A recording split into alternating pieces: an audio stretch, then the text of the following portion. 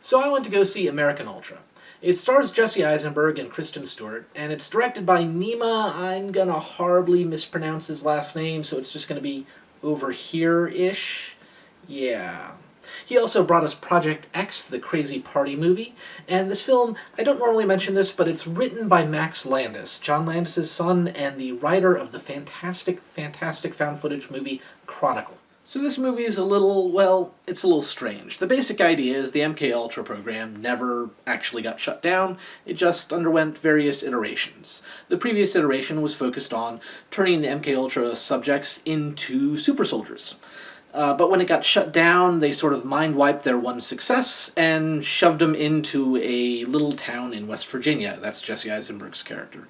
He's a kind of just really wishy-washy, nice guy, druggy convenience store clerk, right? He can't leave the town. Every time he tries to leave, he gets anxiety and just crazy. He's a complete mess. And at the beginning of the movie, he keeps on trying to leave because he's in love with his girlfriend and wants to propose, and she wants to go to Hawaii. And so, apparently, because he keeps on trying to leave town, the current iteration of the MKUltra program decides that, hey, they need to go and ruthlessly kill him. But his old boss decides to go and save his life and goes in and kind of activates him, but apparently because he's so high on drugs all the time, it doesn't really work, and he just gets back his ability to kill randomly without any of the prior knowledge. It's a strange movie. Strange, but oddly entertaining. So it's entertaining, yes, but it's far from perfect. It's kind of like the script needed a couple more drafts to really get it right. I mean, the Jesse Eisenberg character, the main character, he's just a little bit too wishy-washy.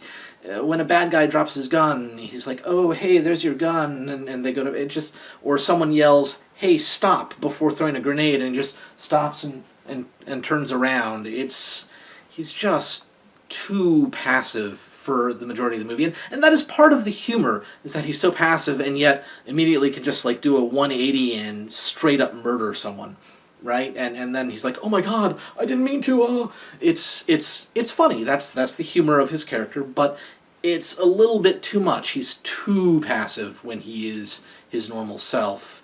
And then there's the villain, played by Topher Grace, and he's just that really annoying corporate suck-up character who can't actually accomplish anything on their own.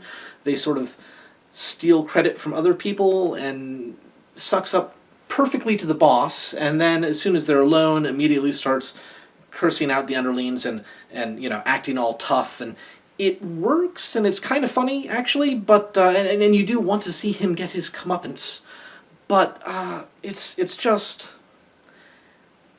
kind of an annoying character more than it is a good character, if that makes any sense. It works, but just need to sand off the rough edges a little bit more before it really would have been solidly good. So yeah, I think I like the ideas and the setup behind the characters more than I like the characters themselves, although they are all well acted. The Jesse Eisenberg was great in the role. He did the sort of passive, druggy, very, very well, I do have to say. And then, actually, I know Kristen Stewart gets a lot of flack because she's been very bad in a lot of bad movies.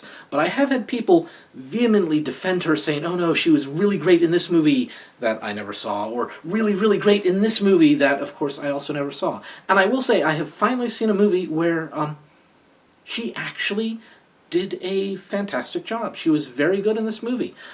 She did do the whole, mouth breathing thing a couple times, but for the most part, really, really not so much. There was just one or two bits there. She was mostly normal, and she did a very good job playing Jesse Eisenberg character's love interest. It was a little bit of a complex character. There was a lot of interaction between the characters. Really had a good. They had a good play between each other. It was very nice. And honestly, I think if this movie had just been dialogue and character interaction and sort of comic bits, I would have really enjoyed it. It would have been a good, fun movie. Not perfect, mind you, but a good, fun, solid film. Unfortunately, this is an action comedy, and the action in this movie is horrible. It is very, very badly filmed action. The choreography isn't necessarily bad. It's just you just can't. I couldn't follow that. It was that horrible shaky cam where you can't really see what's going on. Not the worst of it, mind you. Not the worst I've ever seen, but still, I had a hard time following the action scenes, and that's not a good sign in the action movie. Not something that you want. What I could make out I enjoyed, but that was a small fraction of the film. Usually the scenes with guns. Because, I don't know, I guess they were covering up not hiring a fight choreographer. I don't know, but yeah, it was when there was a long-distance gun scene, then things were fine, but as soon as they got into the hand-to-hand combat, complete shaky cam. Sigh. So, in the end, it's not a perfect movie by a long shot, but I did enjoy it. It's kind of hard to really categorize. I mean, yeah, sure, it's an action comedy, but the action doesn't really work. The comedy's a little bit better, but it's not completely polished like it should be. It's a little unformed. It's not a stoner comedy. There's drugs in it, but it's not really about the drugs. They just happen to be smoking pot a lot. And yeah, it's a very, very strange film, and it's most definitely not going to appeal to everyone. But if you saw the trailers and you thought the trailers were funny, it's probably a good chance that you'll enjoy the film. It's a pretty solid example of what you see in the film itself. So, yeah, it might be worth taking a chance on this one. As I said, I certainly enjoyed it, and if you do see it, hopefully you enjoy. If you did see it, let me know what you thought, and until next time, folks, later.